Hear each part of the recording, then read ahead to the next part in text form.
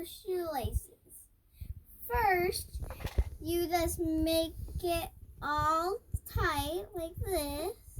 You do it like this. Next, you make bunny ears like this. Oh, and also make sure you make it just big enough like this. You do like that, like earlier. Then you make sure you do it. That's fine. And if you want to do double, go like this.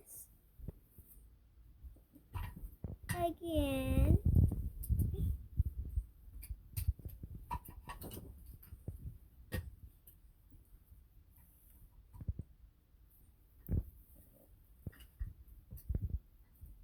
There, that's how you make a bow. And you also just gotta keep on trying.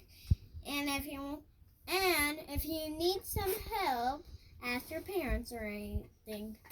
Bye.